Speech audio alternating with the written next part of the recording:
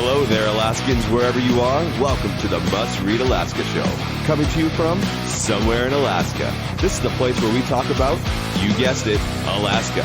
Where we keep the mainstream media on their toes and where we are standing up for what's right in a world run by leftists. You can find out more by heading over to mustreadalaska.com and also checking out the Must Read Alaska YouTube channel for some really great content. But first, let's get this party started.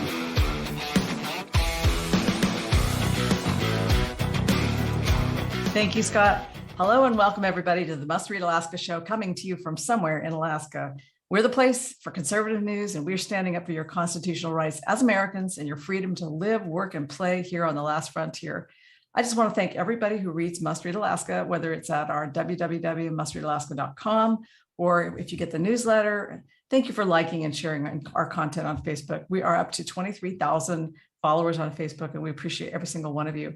And for those who are listening to this podcast, just take a moment and give us a review. It really makes a big difference. And now John Quick, who's often co-hosting with me on Mondays, is still out working on a project in Nikiski. He's not with me today, but Scott Levesque, who is our producer, is sitting in. And Scott, you did a bunch of shows last week and they went really well for us. I mean, we decided just to do a bunch of shows last week, not just one a week, but like not just two a week. I think you did 4.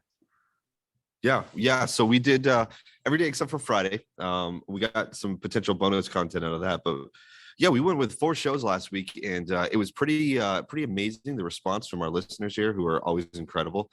I think our top end numbers for all of that is that we've had nearly 32,000 downloads over the last 7 days. We had close to, I want to say close to 25. I think about 1,500 downloads or so. And then on top of that, you have for the last 30 days, we've had over 5,000 downloads. So it's been, it was just like, hey, we had a bunch of news. We had a lot of stuff we could talk about. We want to make sure all the listeners and readers and supporters are informed.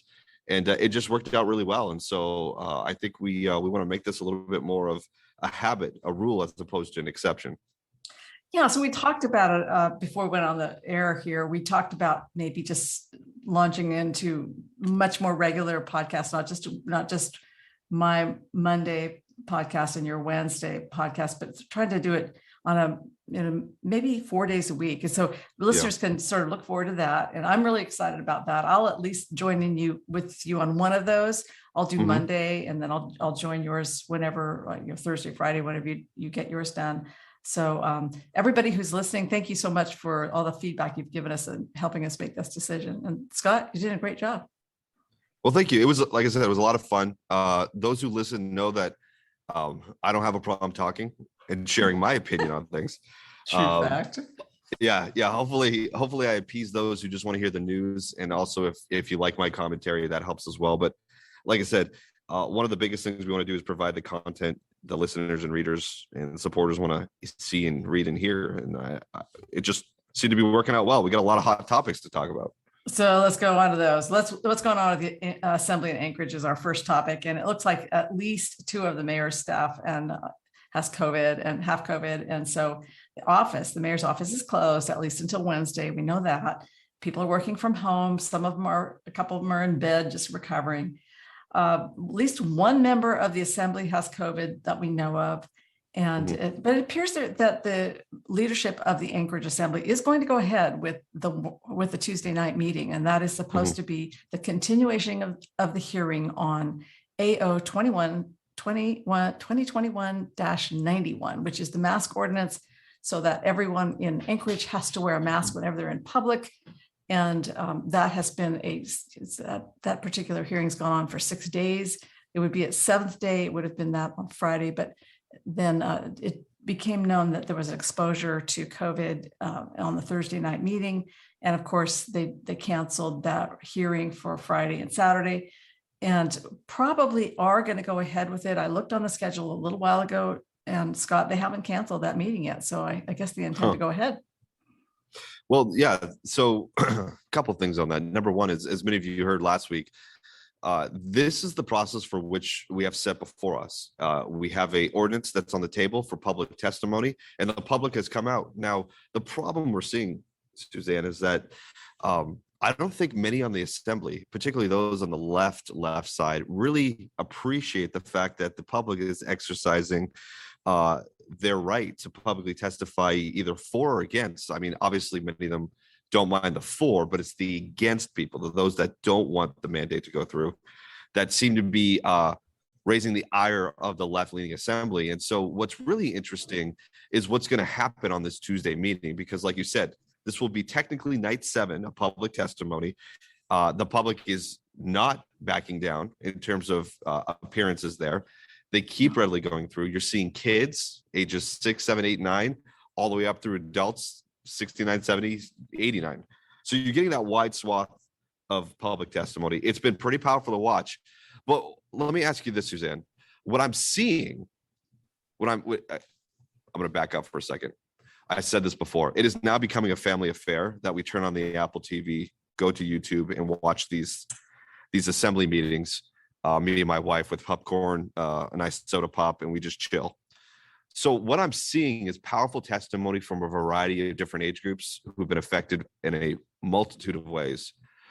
However, what's being highlighted is much different. What's being highlighted is the end, as I like to say, the end of the curves, those extreme on either side. Are you finding that as well? Well, mainly the extremes on the side that is against the ordinance, because there's some people who have shown up who are pretty passionate against it, and it's been characterized as extremism. Unfortunately, there was the incidents where somebody cut out some yellow stars and people wore them in solidarity with the Jews in World War II, when they were really sidelined and branded with this yellow star that they had to wear by the Nazis. And after that, they of course were rounded up, taken to the camps, and killed. Many of them were killed. Tens of millions were killed. It was a Holocaust unlike anything we'd ever seen in human history.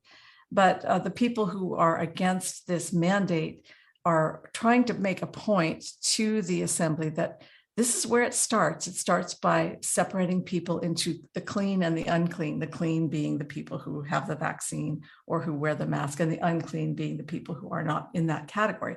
And it doesn't stop there. And we're sort of seeing that drift that way. I saw a comment on Twitter the other day saying there is a short distance between unvaccinated pilots walking off the job and domestic terrorism. And I thought, my goodness, you've gone there so fast. I mean, my goodness, It's 0 to 90, all of a sudden calling pilots domestic terrorists because they won't take the vaccine. And so basically, we're seeing those people marginalized by the leftist media and leftist bloggers. It's really kind of unfortunate because there are a lot of good people showing up with their kids, and some of their kids who are disabled who can't really wear the mask because of their disability, autism, or other things like that. Well, not only that, but what also I've seen is in the ordinance itself, and I've said this on almost every podcast, the language in there is a divisive language as it is. And I can tell you this because I've memorized it. Page 5, section 4, mass exemptions, item F, I believe, F or E, but I think it's F, that says essentially, those who are vaccinated are exempt and may huddle together in a separate room away from both the public and, you guessed it, the unvaccinated. Now, if employers want to take advantage of that, this is me paraphrasing, they must somehow verify that those in the separate room without the mask are vaccinated, but must do so without violating the anti-discrimination laws, which, if you read that entire paragraph, is an oxymoron unlike anything else. And it goes back to what I've said over and over again. There is a lack of self-awareness in all of this. Yes. And like you were saying before, there is an us versus them mentality, and it's being written into law now. And I've sound the bells when I read the whole ordinance. When you first wrote that article about this quasi-secretive meeting, or I guess what we should say, if we're being technically correct, a very low announced public meeting, if you will. And we saw the draft, and that's the first thing I harped on, was this language that's already divisive in separating those who have had the vaccine and those who haven't, those that gets the privilege and those who do not. And that's just continuing, and you're seeing that in the public testimony. And what we're seeing now is that there's almost going to be an effort because of the support to stop the mandate, to stop this ordinance, now we're going to shut them down, it feels like. Yeah, this is what's going to happen next. And of course, we saw over the weekend that Cameron Perez Verdia, who is on the assembly, put out a long note on Facebook saying that he is tired of the testimony. He's tired of the public hearing. He's upset because somebody brought a gun into the assembly chambers, which is legal to do, but that upset him. And he wants to end it. He wants an emergency order to end the testimony, which apparently there's many more people who want to testify about this. And he says the whole thing is dilatory. They're not going to hear anything they haven't heard before. So this is Cameron Perez Verdia, who's the assemblyman for sort of West Anchorage. This is him giving a soft rollout for what's going to happen on Tuesday night, which is when the assembly meets next. They will probably call a halt to the hearing and then just vote on this hearing, on this ordinance, which I think we all know how it's going to go. They're going to vote in favor of it, right? So is it just a standard vote, or is it a special vote that requires a certain amount of assembly members to agree? No, it's just a normal vote. It can be the will of the body, the 11 that they have there. And then, of course, after that, it goes to the mayor for his agreement or disagreement. And he's already said he's going to veto it. I hope he takes his time to veto it and just lets it drag out a little bit. So we can see. Now, this is kind of breaking news here. The public testimony apparently is going to continue tomorrow night, which is October 12th. I've just gotten a press release from the assembly leadership. It says the regular meeting is scheduled to proceed in person. There'll be 3 agenda items from Friday's council special assembly meeting they will not be up for public hearing. Only AO 91 will be continued as a special meeting this Wednesday. In other words, they will not be taking testimony on Tuesday night. They're going to be taking testimony on Wednesday with a possible continuation to Thursday. And the public hearing for AO 2021-92 will move to the regular assembly meeting. That's on Tuesday. Yep. Oh, no, I'm sorry. They're going to move that to the following meeting on the 27th. And for AO 90, we'll move to the meeting of December. So basically, they are actually going they say they're going to move through the testimony. But that's very, very interesting that they've decided to go ahead and meet, even though there's a lot of people who have been exposed to COVID, and they kind of haven't been through their 5-day period yet. Interestingly enough, so we know some people will not be there, right? Yes, we know they may not be there.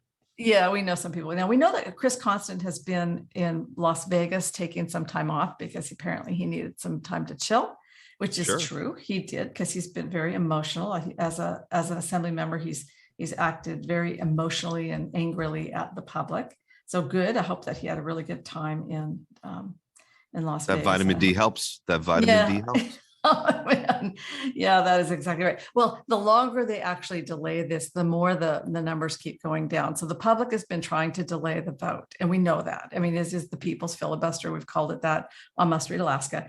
And they've been trying to delay the vote because people get the sense that, yes, we've sort of peaked and now we're going down the mountain a little bit. So today, for the numbers from yesterday, it was 795, which is really a lot less than the day before, when it was I think it was 825 or something. So we're seeing the numbers of actual positive cases. These are people who are testing positive. It doesn't mean they're sick. It just means they got a positive test. Some of those tests may be false positive. You don't get very many false negatives, but you do get false positives.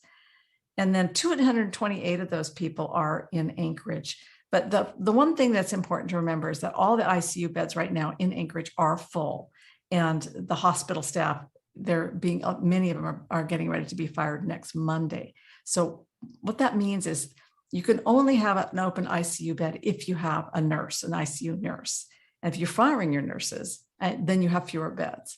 So we may have fewer beds next week, and even though they're all full this week, because we're firing our staff since they won't take the vaccine. The 18th is the drop dead date for Providence Hospital. And I believe the 15th, I think, is the drop dead date for South Central and Alaska Native Medical Center. Amazing, isn't it?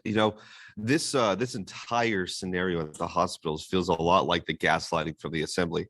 And let me give you the analogy here. The assembly is just outraged with the fact that the public's outraged. However, the self-awareness piece is the fact, or maybe it is self-aware, and that's just the thing. They're playing chess and not checkers, is that they've been gaslighting the public forever. And so now they're just continuing that process. If you look at the hospital, it's the same thing.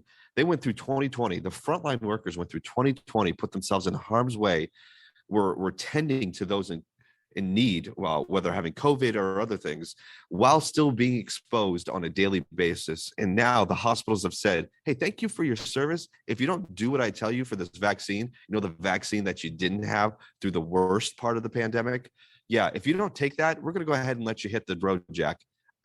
To me, again, I said this last week, logic is your friend. Stopping and thinking through things are your friend. And if you're telling me that masking and having a vaccine, double dose or single dose from Johnson & Johnson, will prevent you from either getting COVID and or not having as much symptomatic issues, what are we talking about here? We're Right. always saying the unvaccinated are the danger, but my thought is the vaccinated are the danger, because the unvaccinated get the choice, so they're choosing whether or not to put themselves in harm's way.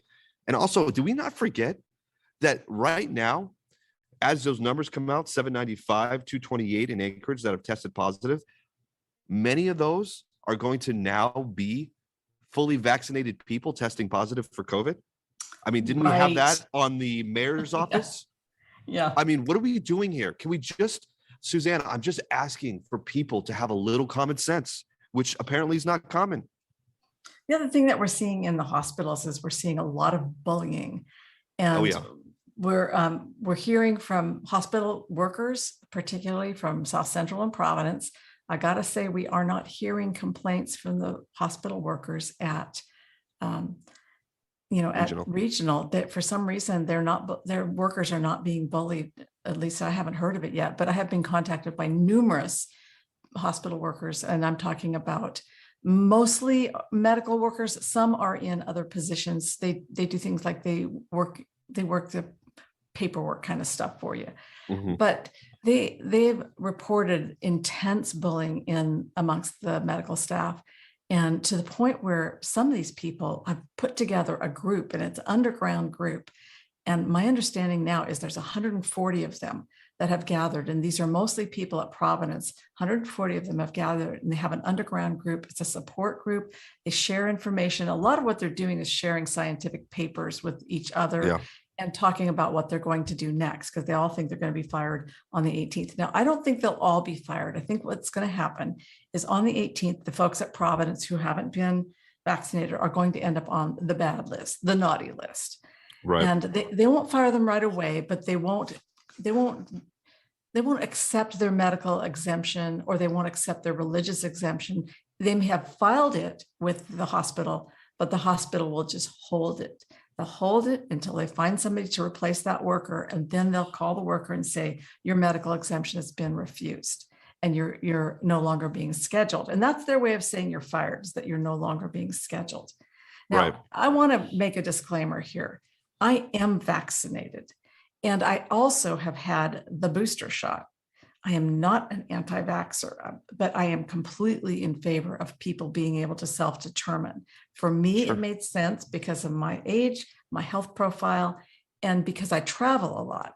But for other people, like if you're under 20, there hasn't been a single death in Alaska for anybody under the age of 20. And we've got a lot of young people. We trend young. So when we hear people talking about how not enough people have been vaccinated in Alaska, well, we've got everybody over 60 has been vaccinated. I mean, you've got 80% compliance. But I found something real interesting I want to tell you about. Scott, you haven't seen this, but there are a huge number of breakthrough cases being identified. And I'm be doing a story on that for Tuesday. So everybody keep an eye on that. Surprise. On what the breakthrough actually is. It's shocking. And the number of people in the hospital with COVID, of all COVID patients in the hospital right now, 16% of them are breakthrough cases. It's a shocking number. It's absolutely a shocking number. And again, you're talking about an industry that's creating its own problem, right? Now we're talking about laying off or decreasing hours. And like you said, that's analogous to being laid off, essentially. They're creating their own problems. Listen, the easiest thing for you to do is sign a waiver that says if you get COVID and if any medical complications happen, the hospital's not liable. I mean, that's a very simple waiver that could be presented to anybody. Again, this has been so politicized that we've gone past reason. Here's another thing. I read your story. I shouldn't say your story. I talked about it last week. The story of the nurse who in your Jab or No Jab series, right? Who talked, I think, articulated beautifully kind of the issue here. But there's one part where she talks about it, or he talks, I'm assuming it's a she, talks about an interaction with another nurse. And I'm going to paraphrase this. The nurse says, hey, if I had to choose between going into an unvaccinated or vaccinated room, I'm headed into the vaccinated room without a doubt. And wow, that goes against everything that the healthcare industry, especially those nurses and doctors, have signed up to do. Listen, I was a pre-med major. I was going to medical school. I know what that takes. And it doesn't matter who's sitting on the other side of that curtain. You take care of them the best way you can. And what we're seeing, again, to go to the point, we're seeing this divide. You know, it's really interesting. What I've heard before these breakthrough cases, and we could talk about this or just move on, but what I heard a lot from the vaccinated people was this: you unvaxxed people, if you get sick, don't you dare take up a hospital bed. Mm-hmm. My retort is always very simple. You vax people, if you get sick with COVID, don't you dare take up a hospital bed. Touché. It goes both ways. It goes both ways. You're telling me that masks in the vaccination now, plus the booster, are going to keep you safe. Well, if that's the case, then you better not sit your butt in that bed either, because you're just as liable as I am as an unvaccinated person in the general sense of the word. So it's just very interesting. And the hospitals seem to be creating their own crises right now by doing what they're doing. And the reason why regional is not having this issue is because they've decided to allow those healthcare workers to make their own decision. And I think you're going to see that playing out. And you're going to see a lot of people who have a choice deciding not to go to those areas that are creating their own issues. So I'm going to pivot on you here because another story I want to get to this week. And this is just kind of came out today. I don't know what you saw. I read into this piece about the former campaign manager for Don Young, but he has been spotted around town for the past couple of days with Nick Begich. And Nick Begich is the Republican Begich. He's the conservative Begich in a big Democratic family. And I'd hate to have to see what his Christmases are like. So Nick Begich is the conservative in the group of a legacy Democrat family. He was actually born in Alaska, but he was raised with his grandparents, conservative grandparents, out of state. And then after he was raised and went to college, he came back to Alaska, and he's an angel investor. And he's also a business owner. He owns a business called Far Shore Partners, and they do tech work. And that's kind of his area. He's a big tech guy, and he's an entrepreneur. Sure. He owns a bunch of businesses. And he was Don Young's campaign co-chair in 2020. Now, I know he kind of wanted to run in 2020, wanted to run for Congress. This is the seat that his grandfather used to have. His grandfather held it for 2 years, and then his plane went down on October 16th, 1972. And so it's really interesting that Truman Reed, who was the campaign manager for Don Young last year, is being spotted around town with Nick Begich, when I know very well that he just left Don Young's office. I mean, he was on his professional staff there as a legislative aide, and he's no longer there. He's actually back in Anchorage, and he's going places with Nick Begich, which really makes me think that Nick is serious, that Nick is getting serious about maybe running this time. And he would be running in 2022 against a legacy of Don Young, who's been our congressman since 1973. And who, if I'm not mistaken, is 88 years old. I mean, the guy is getting up. He's getting up there, no question. Yeah. And so I would not be surprised if we see something sometime this month. And I just want to get that over everybody's radar so they can start looking for that, because I think that we might see an actual race. Well, what's interesting is obviously people are starting to connect some dots, right? Nick wanting to run, Truman being there and them being it's very paparazzi like being spotted around town. And so the rumor mill goes, They aren't But, making a secret of it. They're no. you know, they're palling around town. No, they certainly aren't cloak and dagger for sure. But it does spur the question because Don Young is up there in age. I know that he has talked about what's the next step in terms of who takes his seat, and Nick's got the Begich name. I think sometimes people think of Begich as only Democrats, but obviously Nick is a conservative, a Republican. He's young. I think he's got a lot of energy. Obviously got that entrepreneurial spirit, and he loves Alaska. So that's always plus great. that he's also got he's got a real instinct for politics. I think it's sort of just generated from being in the air and being with Begiches. I think he knows a lot about, he's just interested in politics. And that's a job for an extrovert. And he's really quite an extrovert. When you're an introvert, you can do governance jobs that are like governorships and things. But if you're an introvert and you're running for Congress, this is going to be tough because you're always running. When you're in Congress, you get sort of a few months off, but then you really have to gear up again. For instance, Don Young, he filed in April of 2021. Well, he had just won in November. So he filed 6 months after he had won.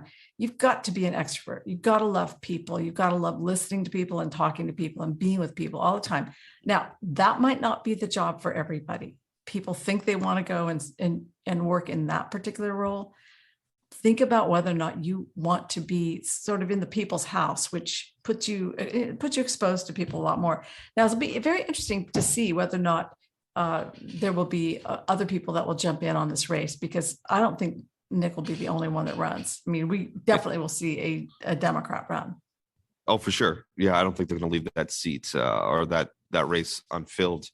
But it'll be interesting to see what happens between Rep Young and Nick and how that all plays out. I mean, obviously they have a connection. He ran his campaign in 2020. So, but yeah, it'll be interesting. That's kind of Don Young has been a staple for a long time. 73. That's been a long time. So it's a long run. It is a long run. So before we go, I really want to talk about the Southwest Airlines thing. Do you? Yeah, absolutely. Yeah. So over the weekend, of course, Southwest was canceling thousands, 1,800 flights from Southwest got canceled over the weekend, and hundreds more were canceled today. I mean, it has been absolutely catastrophic. And it was so funny because Southwest Airlines, they said it was disruptive weather. Well, I went and looked at the weather map, and let me tell you, there really wasn't any disruptive weather. There wasn't anything on the weather history that looked like it was that dramatic. And then I started looking around to see if any other airline who follows the same kind of routes as they do in sort of the southeast part of the United States where they said the weather was. In other words, it wasn't weather on the West Coast, it was weather in Florida.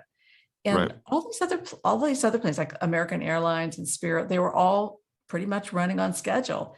So they've apparently had some weather event that only affects Southwest Airlines.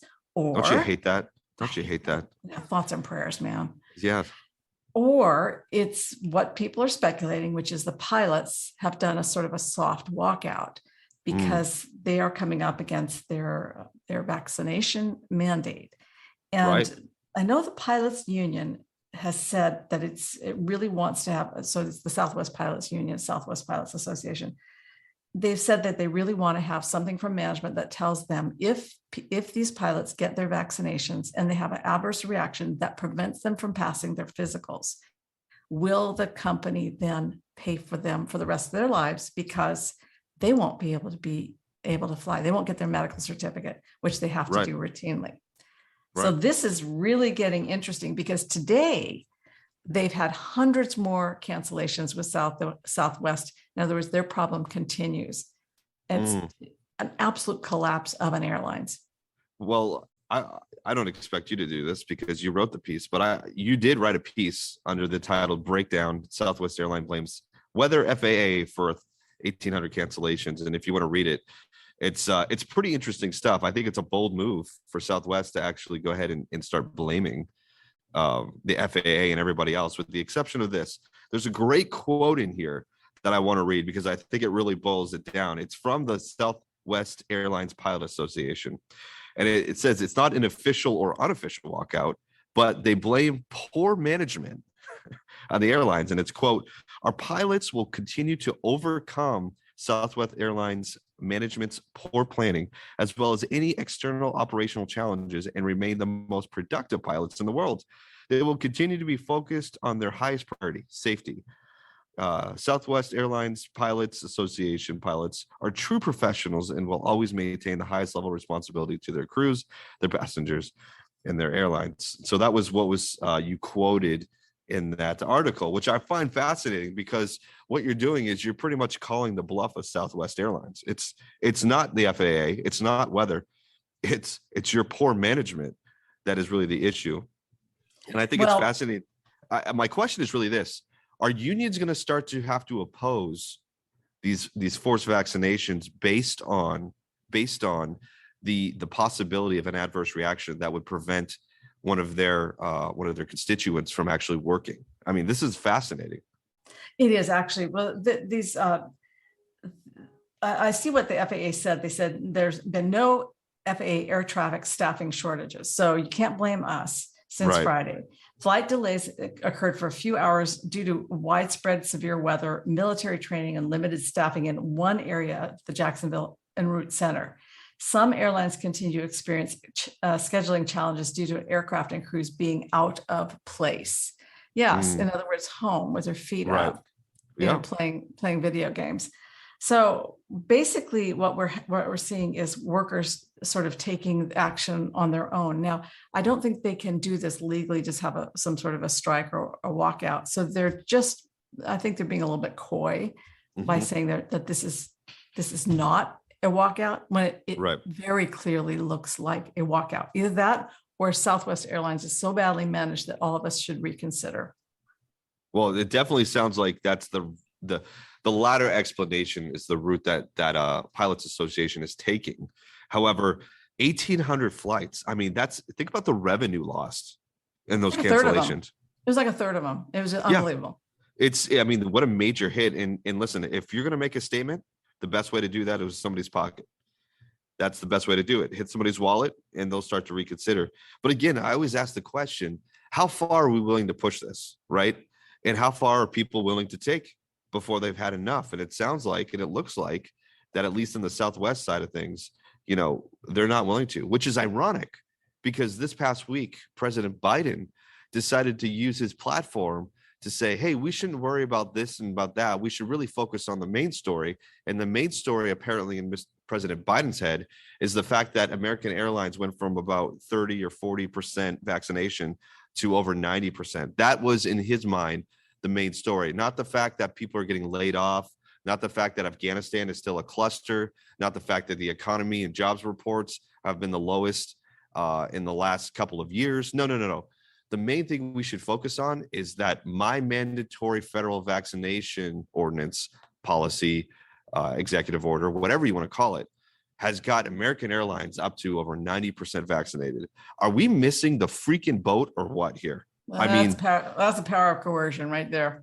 That is not only a power of coercion, but I just want to know why everything about this administration right now feels a little fake and false, especially when you're doing press conferences from a fake room. I mean, come on, people. Did you see Biden getting his booster shot in front of that set where that's supposed set looks like the White House, but it's actually just a set? Oh my goodness. That is so pitiful. Well, listen, before we go, everybody, for the rest of the week, I hope you just sign up for the Must Read Alaska newsletter. It goes out 3 times a week and it'll get you caught up on all the stories. Last week, I wrote over 40 stories. So get the newsletter because you might miss a story. Well, some of those were listicles. They weren't major stories. And if you want to get it, just drop your email in the box over at mustreadalaska.com. And Scott, thanks for everything you do as our producer on the show.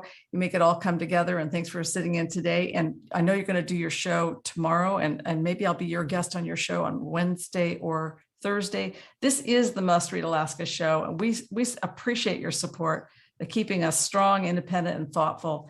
And if you're really done with the liberal news media, well, thanks for being with us today. Until next time, Scott, I'm signing off from somewhere in Alaska. Bye-bye.